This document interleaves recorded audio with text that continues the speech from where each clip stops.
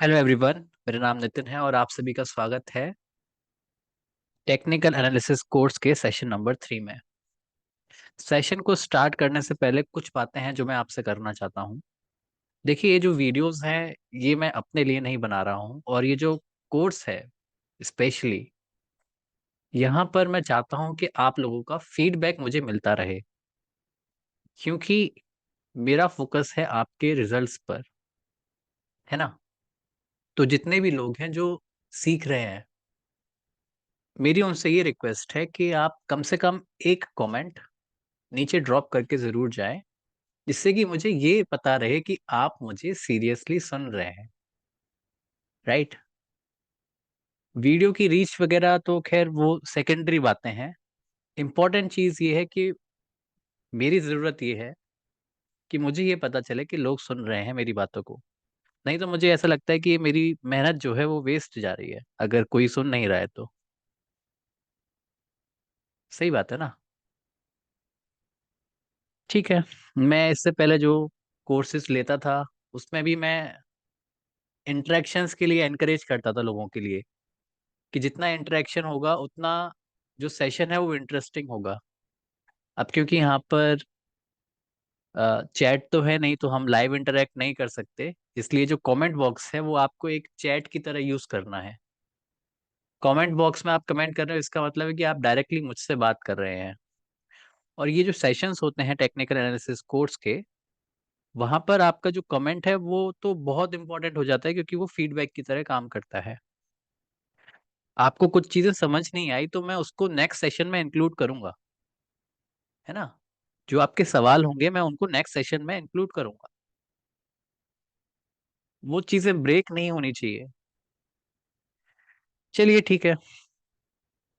तो मेरी फिर से मैं एक बार फिर से रिक्वेस्ट करता हूँ कि जितनी भी वीडियोस आप मेरी देखते हो उस पर आप जितना ज्यादा कमेंट करोगे वो आपके ही फायदे में है।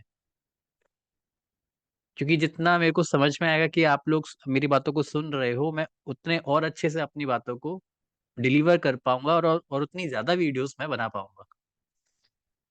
चलिए, session number 3, introduction to technical analysis. आज जो मोटा मोटी चीजें हैं वो हम स्टार्ट करेंगे, और मैंने ये डिसाइड किया है कि हम इन सेशन को शुरुआत में छोटे से छोटा रखते हैं, जिससे कि आप लोग देख पाओ। मतलब बहुत बड़े बड़े सेशंस हम नहीं रखेंगे। जो मैं कोर्स लेता था वो तो मैं काफी लाइक 1 आवर, 1.5 आवर इतना भी ले लिया करता था, कभी कभी 2 आवर्स के सेशन भी लेता था। बट मैंने ये डिसाइड किया है कि मैं इन सेशन को जितना छोटा हो सकता है उतना छोटा रखूंगा। आपका समय ना जाया करते हुए स्टार्ट करते हैं। Introduction to technical analysis. क्या चीज है टेक्निकल एनालिसिस? टेक्निकल एनालिसिस का मतलब ये है कि आप चार्ट्स को देखकर डिसाइड कर रहे हो कि आपको किसी स्टॉक में काम करना है या नहीं करना है। मान लीजिए कोई स्टॉक है, स्टॉक का चार्ट है, ऐसा ऐसा करके है। अब आप इस स्टॉक के चार्ट को देखकर ये डिसाइड करना चाह रहे हो कि आपको इसमें काम करना है या नहीं। काम करने से मतलब है कि आप इसको खरीद रहे हो या बेच रहे हो। खरीदने का मतलब होता है बाय, बाइंग का मतलब होता है लॉन्ग, गोइंग लॉन्ग। जब भी कोई आपको बोले कि that he is going long in the market, और if he is bullish in the market, ये सारे पर्यायवाची शब्द है। बुलिश, बाय करना, गोइंग लॉन्ग, इन सब का मतलब ये है कि वो स्टॉक को खरीदने के बारे में बात कर रहा है। और जहां तक है बात बेचने की, तो बेचने के लिए यूज किया जाता है सेल, है ना। गोइंग शॉर्ट, गोइंग शॉर्ट, और वही एक और पर्यायवाची शब्द पेरिश। सही है। इससे पहले हमने एक ही चार्ट बनाया था। अब छोटा सा उदाहरण देने के लिए हम इस चार्ट को देख रहे हैं, और इसमें थोड़ी सी जो बेसिक टेक्निकल एनालिसिस है उसको लगाने की कोशिश करते हैं कि क्या है। मतलब एक एग्जांपल से हमको ये आइडिया लग जाए कि टेक्निकल एनालिसिस होती क्या है। ये चार्ट एनालिसिस, टेक्निकल एनालिसिस, जो टेक्निकल वर्ड यूज किया जा रहा है वो इस चार्ट के लिए यूज किया जा रहा है। आप इसको टेक्निकल एनालिसिस बोलो, आप इसको चार्ट एनालिसिस बोलो, दोनों एक ही बातें हैं। चार्ट रीडिंग के लिए हमने कैंडलस्टिक को सीखा, हॉलो कैंडल्स को सीखा, लाइन चार्ट भी हम यूज कर सकते हैं। लाइक आपके सामने जो नीचे चार्ट बना हुआ है, जो आपकी स्क्रीन पे चार्ट बना हुआ है, वो एक फिलहाल लाइन चार्ट है, कैंडलस्टिक चार्ट नहीं है, लाइन चार्ट। लाइन चार्ट से भी हमारा काम हो सकता है, बट अगेन हमने पिछले सेशंस में सीखा था कि लाइन चार्ट हमको सिर्फ एक इन्फॉर्मेशन देता है, और अगर हमको एक्स्ट्रा इन्फॉर्मेशन मिल रही है तो वो अच्छा ही है, जिसकी वजह से हमने कैंडलस्टिक और हॉलो कैंडल्स को सीखा था। सही है। तो यहाँ पर हम एक आइडिया लेते हैं कि जो चार्ट एनालिसिस है, ये टेक्निकल एनालिसिस है, ये है क्या। यहाँ पर ये जो चार्ट बना हुआ है आपके सामने, आप देखोगे तो आप एक यहाँ पर लाइन ड्रॉ कर दो। कैसी लाइन? आप एक लाइन लीजिए, यहाँ से पकड़िए और आप इसको ऐसे ड्रॉ कर दीजिए। अब आपने कुछ नहीं किया, आपने बस सिंपल साधारण सी एक लाइन ड्रॉ करी है, लेकिन आप यहाँ से कुछ ऑब्जर्वेशन निकाल सकते हो। क्या क्या ऑब्जर्वेशन? एक सीधी सी ऑब्जर्वेशन ये निकल रही है कि सर ये जो स्टॉक का चार्ट आपने बनाया है वो इस लाइन के नीचे ही है। कहने का मतलब क्या है? कहने का मतलब है कि ये जो स्टॉक का चार्ट है वो इस लाइन को क्रॉस नहीं कर पा रहा है। राइट? तो और क्या कह सकते हैं? और ये कह सकते हैं कि ये जो लाइन है वो स्टॉक को ऊपर जाने से रोक रही है। ये जो लाइन है वो एक वॉल की तरह काम कर रही है, वो एक लॉक्ड डोर की तरह काम कर रही है, जो उस स्टॉक के प्राइस को ऊपर जाने से, भाई हम तो ये चाहते हैं ना कि स्टॉक का प्राइस ऊपर जाए, लेकिन अब हमने देखा चार्ट की एनालिसिस में क्या किया, चार्ट हमारे सामने था और हमने उसमें कुछ ऑब्जर्वेशन फाइंड करने की कोशिश करी है, और हमें पता चला कि भैया एक लाइन हमने खींची और उसके ऊपर चार्ट नहीं जा पा रहा है। तो ये जो रुकावट है इसी को बोला जाता है रेजिस्टेंस। अच्छे से समझिए इस चीज को। ठीक है। ये जो लाइन है ये कहलाई जाती है रेजिस्टेंस। सही है। अब ये लाइन किसी भी तरीके की हो सकती है, कैसी भी लाइन हो सकती है। एक उदाहरण लेते हैं यहाँ पर दूसरा। मान लो कि ये स्टॉक चार्ट है। अगेन आपने इसमें बोला चलो ठीक है, चार्ट की एनालिसिस का हम अभी आइडिया ले रहे हैं कि होती क्या है। आपने फिर से एक लाइन ड्रॉ करी। आपने बोला कि सर ये जो स्टॉक का चार्ट है वो इस लाइन के नीचे है। हमने बोला हाँ नीचे तो है, मतलब कि ये लाइन स्टॉक के चार्ट को, जो लाइन चार्ट है वहीं से हमको आइडिया लग रहा है कि इस स्टॉक को ऊपर जाने से रोक रही है। रोक रही है कि नहीं रोक रही है? रोक रही है ना। तो सर ये लाइन भी किसकी तरह होगी? रेजिस्टेंस की तरह। Exactly exactly. तो ये भी क्या कहलाई जाएगी? रेजिस्टेंस, क्योंकि ये भी रुकावट पैदा कर रही है, ये भी स्टॉक को ऊपर जाने से रोक रही है, रजिस्ट कर रही है। एक रेजिस्टेंस सामने आ रहा है। तो रेजिस्टेंस का मतलब होता है किसी ना किसी तरीके की कुछ रुकावट। सही है। रटना कुछ नहीं है भाई।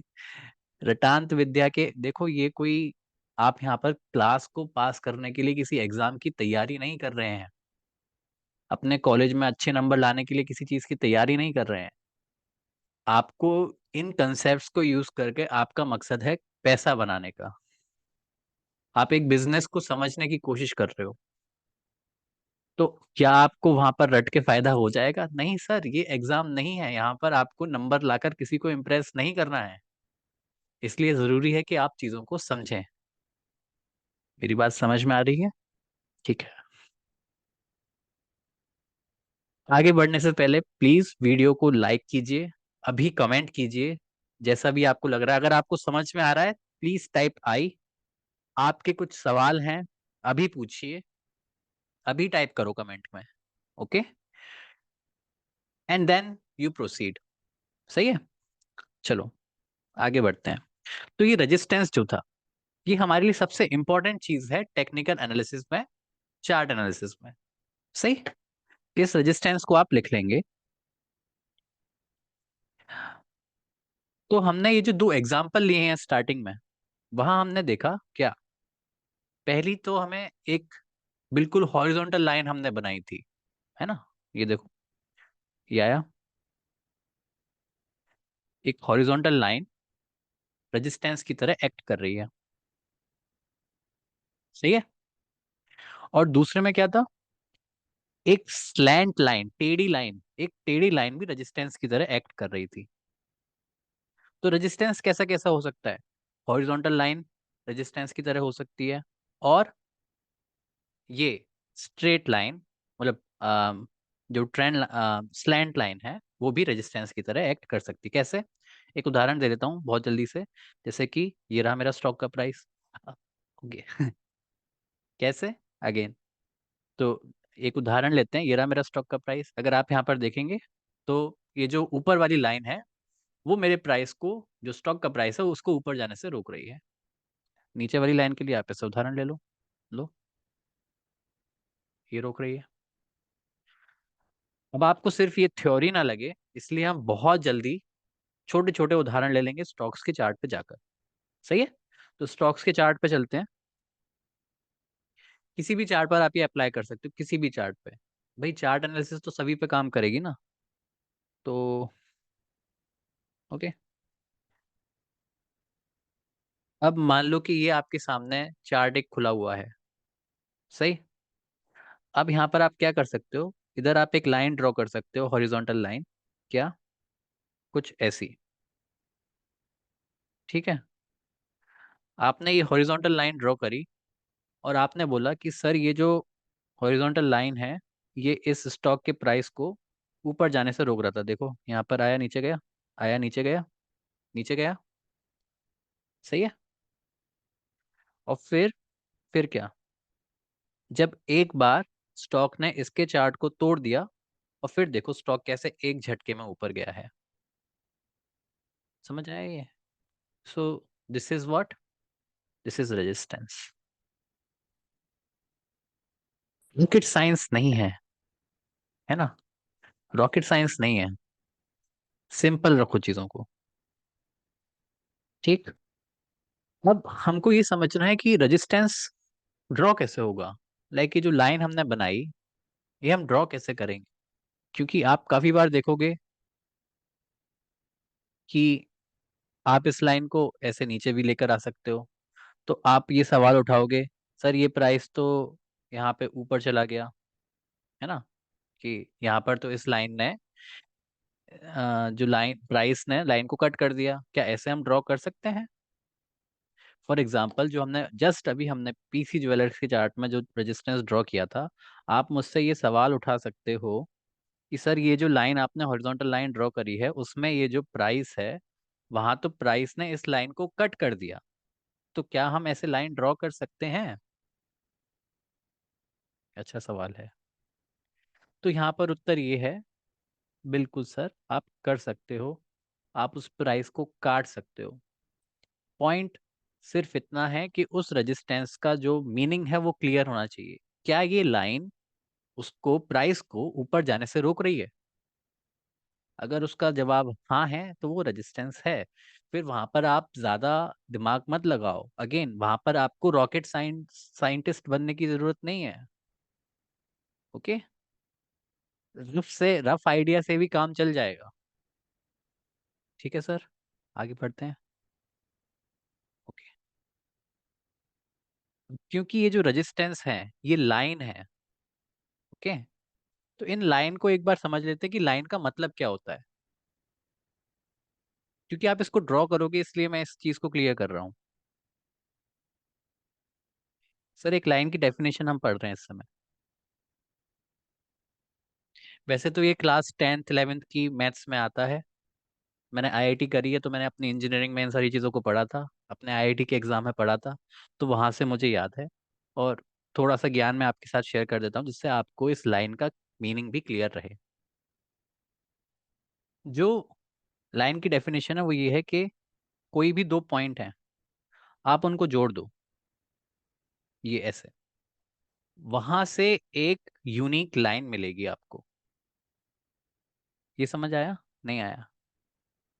मतलब कि एक लाइन को ड्रॉ करने के लिए आपको कम से कम दो पॉइंट्स रिक्वायर्ड हैं।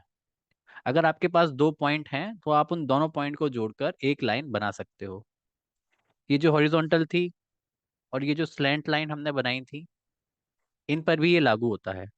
हॉरिजॉन्टल में क्या था, आपको ऐसे दो पॉइंट मिल गए, आपने उन दोनों पॉइंट को जोड़ दिया और एक वो लाइन बन गई।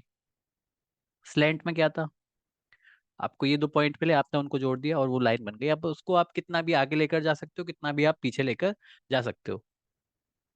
ठीक, दोनों लाइंस ही हैं। अब इसका यूज कहाँ पर है, इसका यूज सर यहाँ पे है कि काफी बार आप इन लाइंस को बनाते समय ये बोलोगे कि लाइक आपके सामने बहुत सारे पॉइंट्स होंगे ऐसे ऐसे करके प्राइस के, तो आप ये कंफ्यूज हो जाओगे कि आपको लाइन को कैसे ड्रॉ करना है। तो अगेन इसी चीज के, इसी पॉइंट को क्लियर करने के लिए हमने ये डेफिनेशन को यूज किया था कि सर आपके पास ये दो पॉइंट्स हैं और यहाँ पर ये एक्ट कर रहे हैं एक रेजिस्टेंस की तरह। आपने बोला कि लाइन यहाँ पे अगर हम इन दोनों पॉइंट को जोड़ेंगे तो वो रेजिस्टेंस की तरह एक्ट करेगी। अब आपको आगे के पॉइंट्स के बारे में नहीं सोचना है, क्योंकि जो आपकी लाइन है वो इन दोनों पॉइंट्स को जोड़कर बन जाएगी, आप उसको आगे कितना भी बढ़ा सकते हो। ठीक है, फॉर एग्जाम्पल सी दिस, अब ये लाइन आपकी बन चुकी है। अब आपको बस इनको एक्सटेंड करना है, आपको अब आगे के पॉइंट्स के बारे में नहीं सोचना। सी, दिस इज लाइन। अब ये जो आप लेकर आओ मेरे पास एक सवाल, आप बोलो क्या ये लाइन यहाँ पर रेजिस्टेंस की तरह एक्ट कर रही है, मैं कहूँ हाँ सर कर रही है, उसको टच नहीं कर रही बट रेजिस्टेंस की तरह एक्ट कर रही है। ये जो लाइन है वो प्राइस को ऊपर जाने से रोक रही है, ये बात सच है और ये इसलिए रेजिस्टेंस है। बताइए, समझ आया? आपको इसमें नहीं पढ़ना कि सर मेरे को ऐसी लाइन ड्रॉ करनी है कि जो इसको भी टच करे, इसको भी टच करे और इसको भी टच करे, आपको इसके लिए परेशान नहीं होना है। रॉकेट साइंटिस्ट नहीं बनना है ट्रेडिंग में, रफ से काम बन जाएगा, बस आइडिया क्लियर होना चाहिए। सही है, तो ये जो हमने स्लैंट लाइन हम बना रहे हैं उसको एक फैंसी नाम दे दिया गया है टेक्निकल एनालिसिस के वर्ड में, जिसको बोला जाता है ट्रेंड लाइन। आप काफी बार ये सुनोगे, ट्रेंड लाइन। हमारे लिए ये रेजिस्टेंस ही है, आप इसको ट्रेंड लाइन बोलो रेजिस्टेंस बोलो, बात एक ही है। ठीक, अगर आगे कोई ट्रेंड लाइन वर्ड यूज करते हुए आपको नजर आए तो आपको मीनिंग क्लियर होना चाहिए कि क्या हो रहा है। ओके, रेजिस्टेंस और ट्रेंड लाइन। तो ये जो, तो आप पूछोगे मुझसे कि सर ये जो आपने हॉरिजॉन्टल लाइन बनाई थी ये वाली, क्या इसके लिए भी कोई फैंसी वर्ड है टेक्निकल एनालिसिस की दुनिया में? तो हम कहेंगे कि नहीं, उसके लिए कोई फैंसी वर्ड तो नहीं है बट उसको एज अ रेजिस्टेंस ही बुलाया जाता है। ओके, अच्छा, और क्या है, कुछ और भी है क्या इसमें?